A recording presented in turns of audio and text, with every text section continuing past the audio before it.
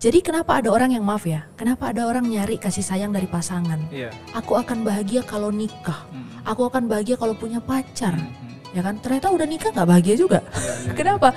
Karena dia mencari kesenangan, kebahagiaannya dari orang lain. Ternyata pada saat kita mampu menghargai diri kita, menyampaikan apa yang kita mau dan tidak mau, orang juga tahu cara menghargai kita. Seorang mukmin itu tidak dianggap sempurna imannya kalau mulut dan tangannya masih menyakiti orang lain.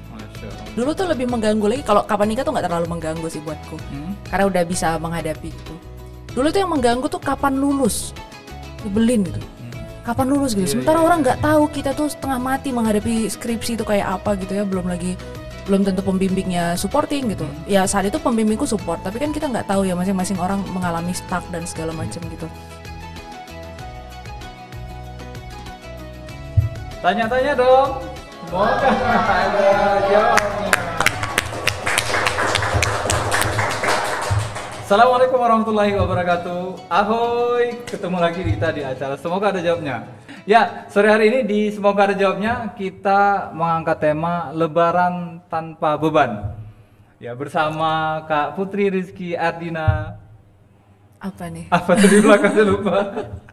Apa marganya tadi lupa? Damanik ya. Assalamualaikum Kak. Gimana kabarnya? Sehat? Waalaikumsalam warahmatullahi wabarakatuh. Sehat dan bahagia. Karena nggak semua yang sehat bahagia dan nggak semua yang bahagia sehat. Iya, luar biasa. Makasih sudah hadir di Naira Studio Podcasting. Ini penonton kita lagi di jam-jam genting ya. Iya. Jadi mulai lapar ya. Iya, jam-jam dehidrasi juga kelihatannya. Ya, kita bahas tentang Lebaran tanpa beban. Memang adalah perkara yang sebagian besar orang akan berlebaran di kampung halaman. Kita nggak tahu nih kondisinya apakah Lebaran tahun ini seramai tahun-tahun sebelumnya ya, karena setelah pasca Covid sempat kondisi kegiatan bersilaturahmi itu agak berkurang gitu ya, karena social distancing dan lain sebagainya. Tapi yang jelas memang tradisi Lebaran ini nggak lepas dari perkara kita saling mengunjungi satu sama lain. Ya, ini Kak Putri Rizky Ardina ini adalah salah satu terapis ya kalau bisa bilang ya. Terapis kesehatan mental, bersertifikasi. Bersertifikasi halal ya. Halal, MUI dong. Ya Kak, tadi kan diceritain di belakang layar, kita cerita kalau Kakak itu sebenarnya lebih lama di Bogor ya ketimbang di Medan. Apa nih kegiatan di Bogor? Waktu di Bogor itu guru sebenarnya, guru di bidang tadabbur Al-Quran. Terus nyambi juga lah ya, karena sebenarnya lebih membanggakan menjadi guru ngaji gitu ya dibandingkan dengan yang lain ya. Nyambinya jadi manajer SDM di salah satu sekolah Islam di Bogor. Iya. Berapa tahun Kak di sana pengalaman? 8 tahun. Basically-nya ini alumni dari? Kalau kuliah S1-nya di ilmu komunikasi di USU. Medan ya? Medan dong. Yang kedua, alhamdulillahnya dapat beasiswa di PPM School of Management di Jakarta. Itu di bidang manajemen SDM. Jadi emang ngadepinnya manusia mulu gitu. Iya. Matching ya? Matching lah, masih. Udah selesai ya S2-nya? Sudah, alhamdulillah. Alhamdulillah. Luar biasa. Nah, jadi teman-teman yang dari alumni tadi, dari USU ya, yang mungkin masih satu stamuk dengan Kak Putri bisa sharing-sharing nih, saya hello juga sama beliau di sini. Nah Kak, keseringan kita jumpain kalau cerita tentang Lebaran ini terkait dengan silaturahmi tadi, kita sering dihadapkan pada sebuah pertanyaan. Pernah nggak sih Kak Putri juga ngalamin ditanyain sama keluarga terdekat, nanya kapan nikah gitu ya? Nah, betul. Apa responnya biasanya kalau menghadapi pertanyaan begitu? Dulu tuh agak sensi ya, agak sensi karena kan anyway aku emang belum nikah ya, belum berkeluarga gitu, tapi akan berkeluarga lah. Amin. Lagi minta izinnya Allah, SIM-nya. Jadi pada saat itu ya sebagai manusia biasa pastilah ya ada pertanyaan-pertanyaan yang mengganggu gitu. Dulu tuh lebih mengganggu lagi, kalau kapan nikah tuh nggak terlalu mengganggu sih buatku, karena udah bisa menghadapi gitu. Dulu tuh yang mengganggu tuh kapan lulus, nyebelin gitu. Kapan lulus gitu. Sementara orang nggak tahu kita tuh setengah mati menghadapi skripsi itu kayak apa gitu ya, belum tentu pembimbingnya supporting gitu. Ya saat itu pembimbingku support, tapi kan kita nggak tahu ya, masing-masing orang mengalami stuck dan segala macam gitu. Jadi dulu tuh sering ditanya gitu. Bahkan sampai zaman sekarang mungkin masih ada ya pertanyaan gitu. Dan aku malah ngajarin teman-temanku untuk kuat mental. Oh gitu, nggak nanya balik sama yang nanya ya. Jadi aku bilang sebelum ditanya, salam tangannya kalau mahram gitu, salam. Mau doain apa kau sama aku gitu. Iya. Tapi again ya Bang ya, ini aku tuh punya keyakinan karena belajar Quran ya. Jadi di Quran tuh dikatakan sebagian manusia itu memang diciptakan sebagai ujian bagi manusia lain. Oke, iya. Termasuk mulutnya, gitu kan. Memang di sekitar kita ada aja mulut-mulut dajjal ini memang ada.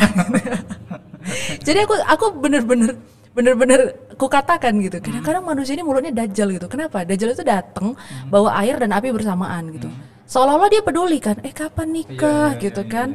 Kapan lulus, kayak peduli gitu. Sebenarnya yang dia lakukan bukan peduli, kepo ya. Kepo gitu. Kapan nikah? Ya kalau kau punya calon bawakan lah, sesederhana itu kan gitu. Kalau kau nggak bisa jadi solusi bagi hidup orang lain, diam. Bahasanya gitu kan. Itu jadi bagi kita, ini mungkin aku kasih 2 tips lah ya untuk di awal. Untuk kita yang ditanya, jangan lemah mental, jangan desperate gitu. Anggap aja itu angin lalu gitu.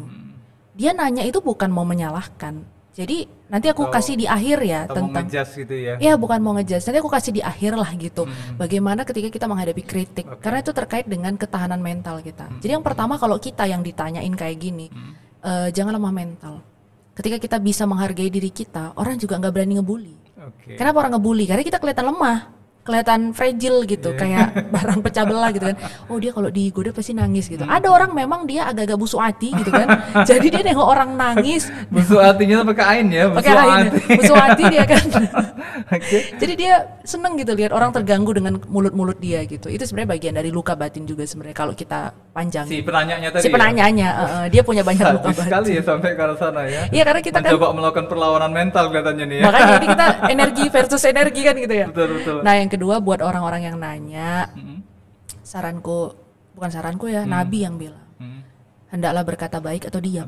Ya. Nah bahkan di hadis yang lain tuh bagus tuh, seorang mukmin itu tidak dianggap sempurna imannya kalau mulut dan tangannya masih menyakiti orang lain. Masya Allah. Mulut masih oke lah, mulut masih bisa kita tahan. Zaman sekarang tangan, bikin status, Allah kan gitu ya. Nah itu jadi buat yang ditanya, belajar untuk kuat mental. Nanti aku kasih tipsnya lah ya untuk menjaga self esteem dan keberhargaan diri. Nah bagi yang nanya, diam aja lah ya. Jangan sampai dajjal nyari kawan. Baik Kak, sebenarnya kalau kita lihat ini sebenarnya memang tradisi atau kulturnya masyarakat Indonesia atau di wilayah lain nggak seperti misalnya katakan untuk event-event tertentu yang pertanyaannya sama gitu. Seperti itu kah atau memang orang di luar katanya ya ada di daerah-daerah lain tuh orang yang anggap itu perkara privasi dan kayaknya nggak etis ditanyakan. Apa memang seperti itu? Ya kalau di luar negeri itu tabu. Jangankan nanya status orang, nanya nama lengkap aja. Ada beberapa negara yang kulturnya itu tabu. Jadi aku pernah nemuin pola komunikasi setiap negara, pola ya. Jadi setiap negara itu dia punya pola pendekatannya itu dari mana, besar ke kecil, umum ke khusus, atau khusus ke umum gitu. Indonesia nggak umum ke khusus, khusus ke umum nggak, dia langsung kepada inti. Heran. Jadi dia pipanya itu lurus gitu. Jadi nggak jelas mana yang penting mana yang nggak penting. Semua dia nggak penting, tapi ternyata semua jadi nggak penting gitu. Jadi memang ini kultur sih, kayaknya kultur yang kemudian sama kita. Makanya aku tuh bilang ke teman-temanku gini, orang Indonesia ini yang waras jadi nggak waras. Kenapa? Karena jumlah yang waras lebih sedikit dari yang nggak waras gitu loh. Jadi akhirnya kalah jumlah ya. Kalah jumlah gitu. Akhirnya yang tadinya waras ikutan nggak waras nih. Gara-gara pertanyaan-pertanyaan ajaib itu kan pertanyaan ajaib ya, yang tidak bisa dijawab sampai hari kiamat kan gitu. Betul. Nah makanya iya ini kultur tapi bukan kultur yang harus dijalankan ya. Sebaiknya malah kita belajar menjadi masyarakat berbudaya tinggi. Ada namanya budaya tinggi, ada namanya budaya rendah gitu. Nah kita ini ya mau dibilang budaya rendah nanti aku diserang. Tapi mari kita bergerak belajar jadi masyarakat berbudaya tinggi dengan mampu membedakan mana ranah privasi dan mana ranah yang boleh dikonsumsi oleh publik gitu. Ngaruh nggak ke latar belakang pendidikan si penanya misalnya? Ngaruh sangat ya? Sangat. Semua banyak faktor yang membentuk kepribadian seseorang. Pengalaman, keluarga, lingkungan, pendidikan gitu. Maka kita nggak ada single factor. Misalnya ada yang bilang gini, itu semua karena pendidikan di Indonesia, kualitas manusia dipengaruhi oleh pendidikan. Enggak juga. Ada pendidikannya tinggi, karakternya nggak bagus. Kenapa? Ternyata dicari tuh punya trauma mental. Misalnya ada yang bilang gini, Itu semua karena pendidikan di Indonesia. Kualitas manusia dipengaruhi oleh pendidikan? Enggak juga. Enggak juga. Ada pendidikannya tinggi, karakternya nggak bagus. Kenapa? Ternyata dicari tuh punya trauma mental, diwariskan dari orang tua jauh. Dalam kali. Dalam ya kan. Jadi no single factor, nggak ada faktor tunggal di dalam pembentukan karakter manusia. Baik. Kak Putri kan sudah hampir 2 tahun ya di Medan ya? 6 bulan. 6 bulan? Masih 6 bulan ya? Masih 6 bulan. 8 tahun yang di sana 8 ya? tahun di sana. Nah, kalau Lebaran sering nggak sih dengan kondisi orang tahu basicnya Kak Putri itu sebagai terapis ya dalam konteks ini untuk konseling juga, cerita-cerita curhat segala macam. Pernah nggak di satu ketika, tapi belum masuk ya, di 6 bulan ini belum masuk Lebaran jadi ya? Agak belum. Tapi untuk event-event tertentu pernah nggak sih ditanyain sama keluarga, jadi tempat curhat gitu? Oh ya pernah, jangankan sama keluarga, sama yang udah berkeluarga. Aku tuh posisi belum berkeluarga ya, tapi setiap bulan tuh ada aja dapat curhat dong mah, iya dong gitu ya. Jadi teman-teman yang udah berkeluarga, ya dalam 1 bulan tuh aku bisa terima 2-3 curhat keluarga, terutama pada saat aku sudah jadi terapis mental. Itu kan klienku 1 bulan tuh bisa mungkin 5-6 orang gitu ya, yang diterapi langsung. Nah kalau dia terapi, oke lah pada saat terapi dia mungkin nggak curhat ya, karena terapi itu kan kita sebagai terapis membawa dia masuk ke dalam dirinya. Jadi kita nggak banyak berperan, kita tuh cuma kayak ngasih arahan aja, ayo coba kayak GPS lah, kanan, kiri, coba cari ini traumanya dari mana gitu doang. Tapi kan setelah itu ada feedback. Nah feedback biasanya disertai curhat dong mah gitu kan. Jadi kadang mereka curhat tuh, suamiku gini, ini rumah tanggaku begini, mertua begini. Ya dulu sih aku trauma ya. Dulu sebelum mempelajari tentang manajemen energi, kestabilan mental, dulu aku trauma. Malah kayak ada ketakutan menikah gitu. Aduh kok nikah gini ya isinya. Sempat. Emang teman-temanku yang agak dakjal juga kan gitu. Udah tahu kawannya belum nikah, dia curhat sampai yang belum nikah gitu. Ini peringatan ya buat yang udah nikah ya, tolong. Kalau memang itu etika juga kali ya? Etika, jangan membawa masalah kita ke hidup orang lain. Karena nggak semua orang punya ketahanan mental. Ada orang yang saking pengennya nolong, nanti malah dia yang terjebak di dalam kondisi itu, dia kepikiran. Ya dulu sempat jadi tekanan buat aku gitu, tapi sampai akhirnya mempelajari tentang manajemen energi, kestabilan mental, kesehatan mental. Pelan-pelan ya udah, kalau orang cerita ya cerita aja. Aku kalau bahasa kami landai itu aja ya? landai aja, kita penonton gitu. Kalau bagian seru kita tepuk tangan, kalau bagian sedih kita dengerin gitu, tanpa harus terhubung dengan emosi. Jadi ada namanya detachment. Detachment itu adalah proses pemutusan emosi, ikatan emosional kepada sesuatu, seseorang atau kejadian apapun. Kita sebagai terapis kalau lagi dengerin klien curhat, itu kita detachment, putus secara emosional. Jadi kita tetap gak baper. Kan ada orang lain curhat, dia ikutan nangis, ya kan? Kenapa? Karena terjadi hubungan energi di situ, hubungan emosional. Mungkin punya pengalaman sejenis, makanya ketika si temannya sedih dia ngerasain sedih juga. Nah, kalau kami terapis nggak begitu. Ada hubungannya dengan neuroscience itu Kak, dengan perkara ini? Pasti, tapi aku bukan bidangku, jadi aku nggak berani ngomong ke arah sana. Tapi pasti ada hubungannya, pasti. Jiwa manusia itu kan terdiri dari 4, dari 4 ya. Dia ada body, manusia itu terdiri dari 4, body, tubuhnya, soul, jiwanya, heart, hatinya, mind, akalnya, gitu ya, atau pikirannya. Ya udah, jadi 4-4-nya ini sebaiknya dalam keadaan sejahtera. Tubuh itu sejahtera kalau dia sehat, gitu kan. Jiwa itu sejahtera kalau dia waras, gitu kan.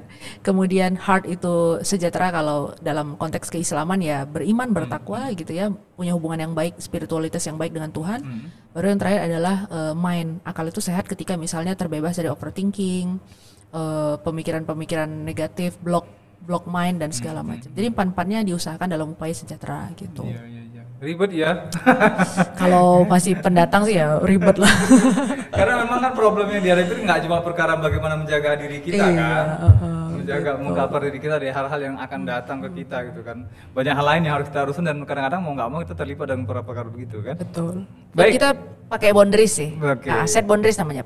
Bikin batasan. Oke, baik. Kak, kita kembali lagi cerita tentang kalau kita mungkin boleh membayangkan bahwa kita sekarang masuk dalam fase Lebaran. Yes, ya. Akan segera. Ya, akan segera. Kita tarik diri kita ke sana di kondisi itu yang ingin kita tanyakan. Nah, kadang-kadang kan nggak terelakkan ya kondisi di mana ketika berlebaran itu justru menjadi ajang interogasi keluarga kayak tadi yang kita ceritakan. Yeah. Nah, kenapa kemudian pertanyaan-pertanyaan kayak begini ini justru menjadi tekanan bagi kita? Bagi kita. Kalau tekanan beda orang ya. Ada yang tertekan, ada yang bisa ngejawabnya santai, gitu ya. Tergantung ketahanan mental. Untuk pribadi orang yang tadi ya merasain tertekan. Gitu kalau bagi yang tertekan ya, bagi yang tertekan itu karena dia yang diserang adalah self esteem atau let's say paling gampangnya gini lah, yang diserang harga dirinya. Jadi ketika ada orang nanya sama kita, kapan lagi nikah gitu. Iya. Yang biasanya masuk ke dalam pikiran kita, oh iya aku nggak laku nih gitu. Biasanya gitu kan, ya kan? Iya, langsung begitu. Padahal kan dia cuma nanya kapan nikah. Kapan itu adalah bicara keterangan waktu. Maka jawablah dengan keterangan waktu. Aku bilang gitu kan. Kapan nikah? Aku kalau ditanya kapan nikah, ya kalau nggak Jumat Sabtu, kalau nggak Jumat Ahad lah. Harinya ya. Ya, ke harinya kan. Kenapa Put kalau nggak Jumat Ahad? Ya sunnah. Jumat sunnah, kalau Ahad ya biar orang libur gitu. Iya. Rame kondangan. Iya, rame kondangan gitu kan.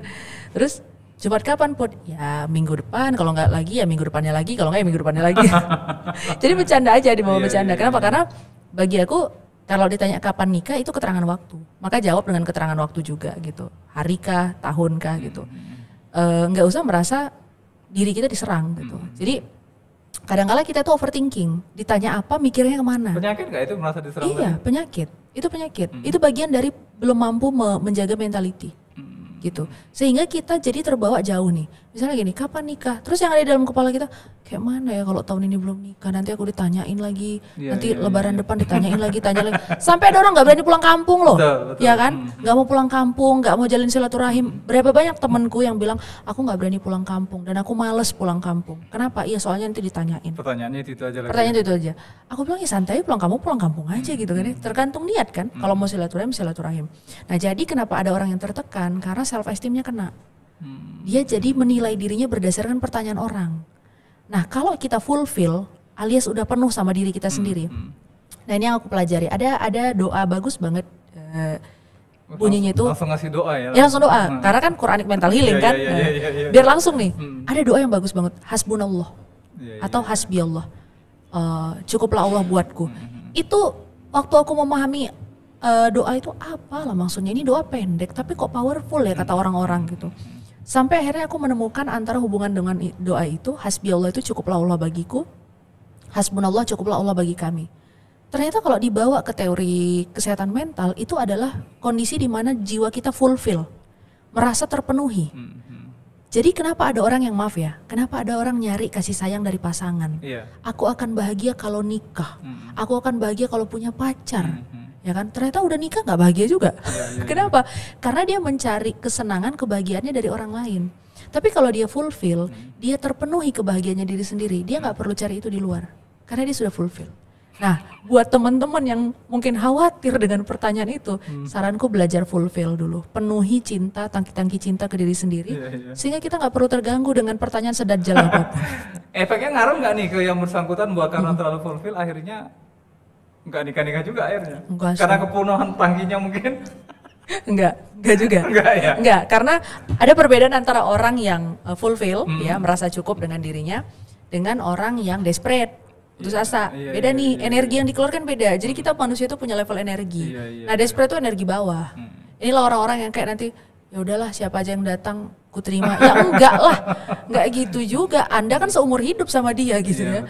Udahlah siapa aja yang datang ku terima, enggak gitu. Atau misalnya dia malah jatuh ke energi yang akhirnya avoid, menghindar. Kayak ya udahlah daripada ditanya kapan nikah sekalian aja aku nggak usah nikah gitu. Aku pernah ada di posisi itu dan ternyata itu menyakiti perasaan orang tuaku. Aku nggak tahu bahwa statementku yang itu menyakiti perasaan orang tuaku. Jadi kan anak-anak banyak bilang wah yang menyebabkan trauma mental saya orang tua. Ternyata ada posisi di mana orang tua kita mendapatkan trauma mental dari anaknya. Dan aku open deep talk dengan orang tua. Buka-bukaan. Nah, ini mungkin agak sulit bagi beberapa orang ya. Iya, pasti.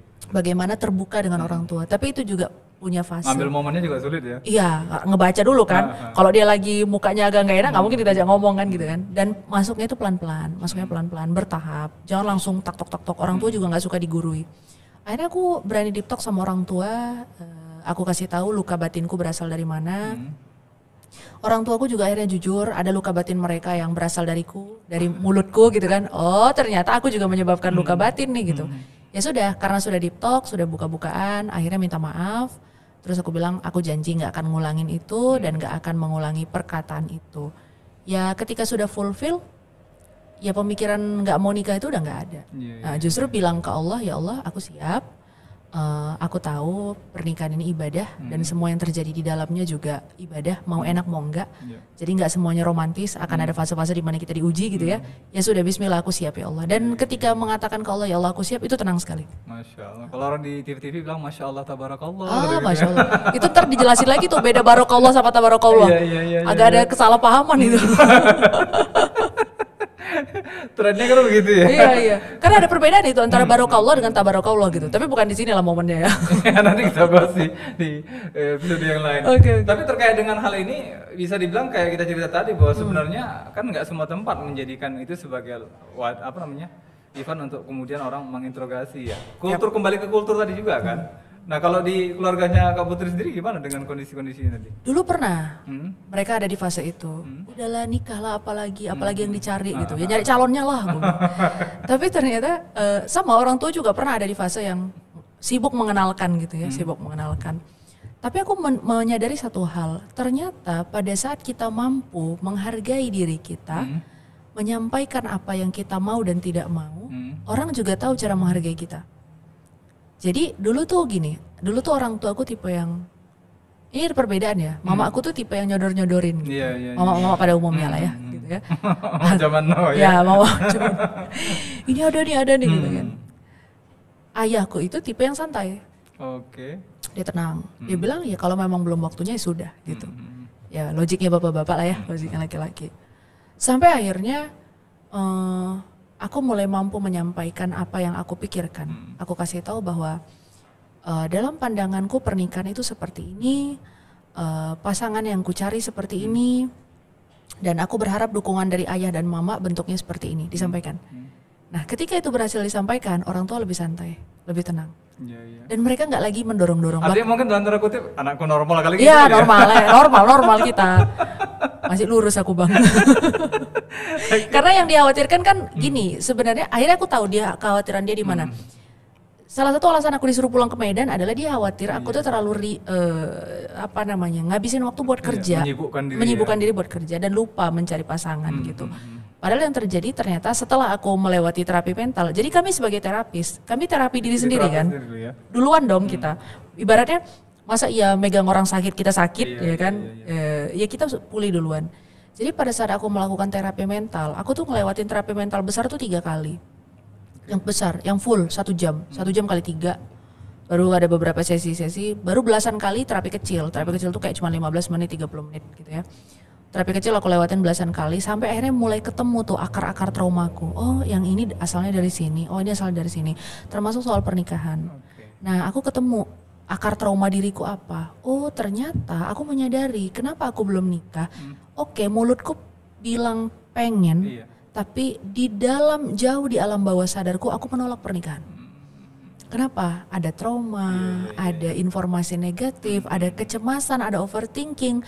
Aku memproyeksikan luka orang lain ke dalam lukaku gitu, terlalu banyak. Akhirnya ternyata di alam bawah sadarku aku gak siap. Sampai akhirnya baru-baru ini ada satu kejadian yang sangat memukul buatku ya. Itu sekitar beberapa bulan lalu lah ada kejadian di mana Allah tuh, aku ngerasa Allah negur aku keras, tak gitu, patahnya luar biasa tuh.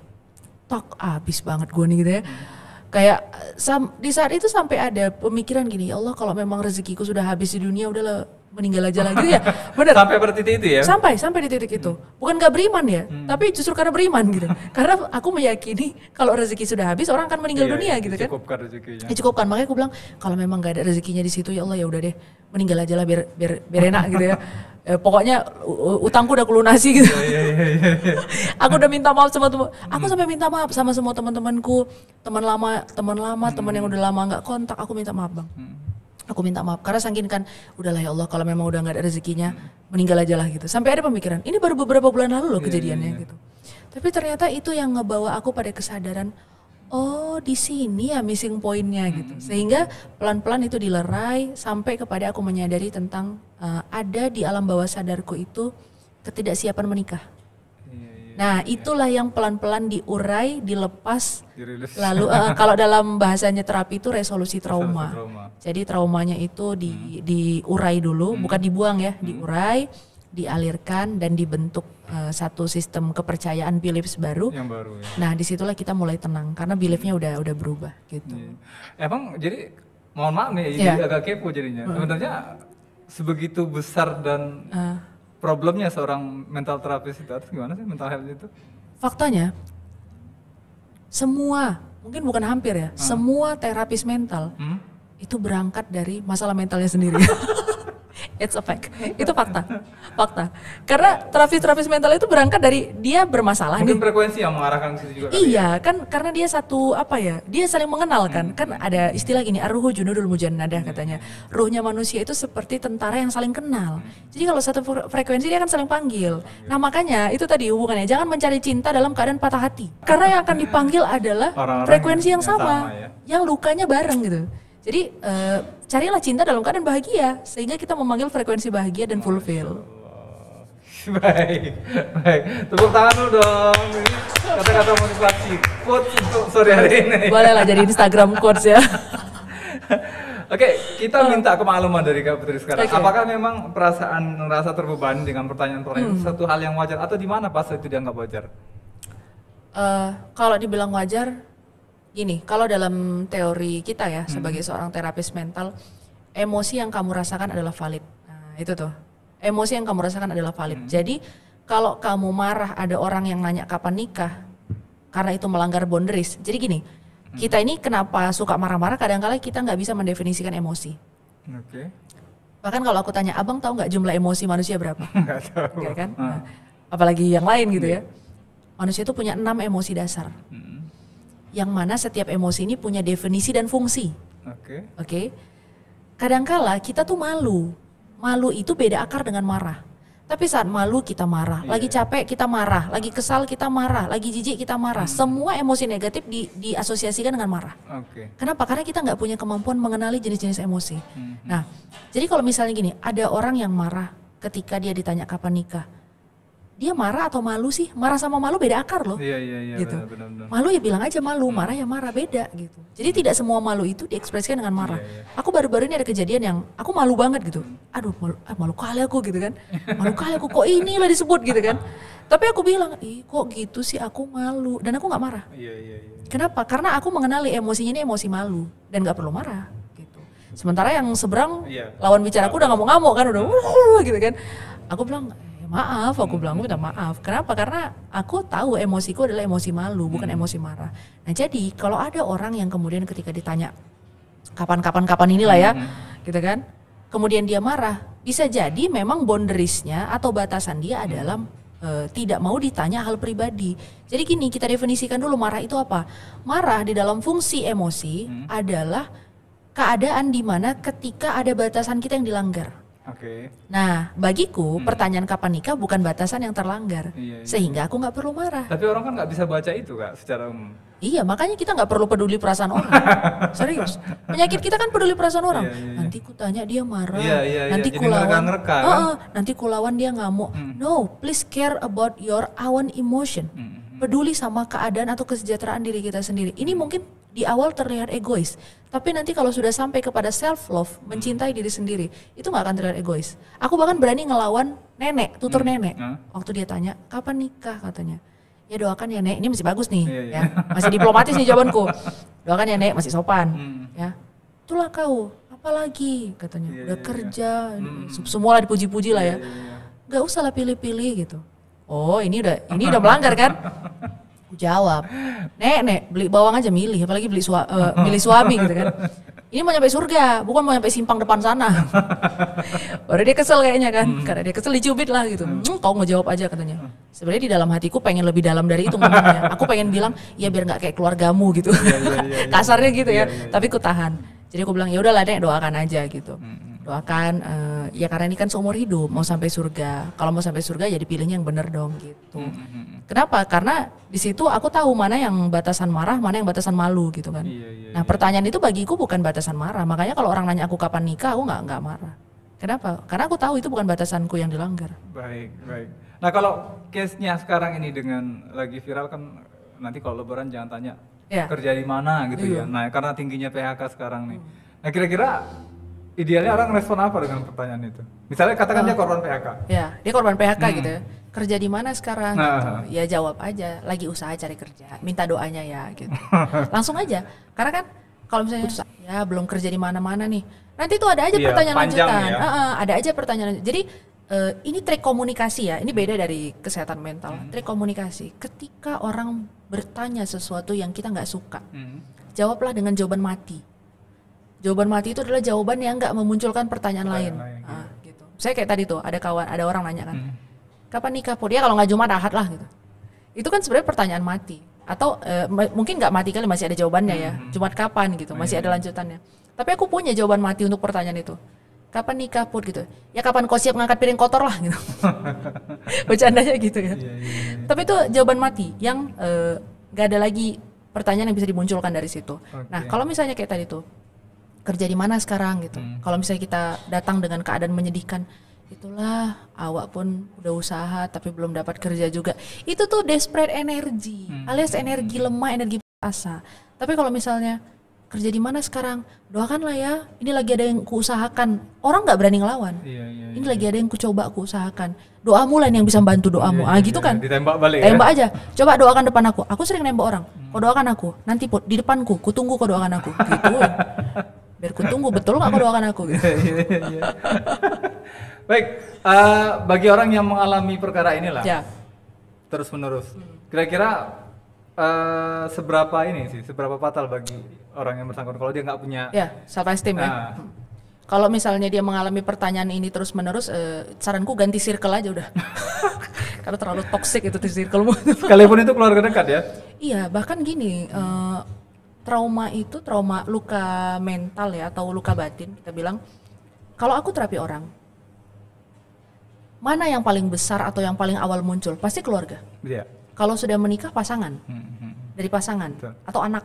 Kalau anaknya udah gede ya, kalau anak kecil masih abai lah ya. Masih kecil lah itu permasalahannya. Tapi kalau masih single, bahkan yang udah menikah, itu hampir tidak pernah aku terapi orang keluarganya nggak muncul, nggak pernah. Kenapa? Karena keluarga adalah instansi pertama atau lembaga pertama yang mewariskan nilai-nilai mentality.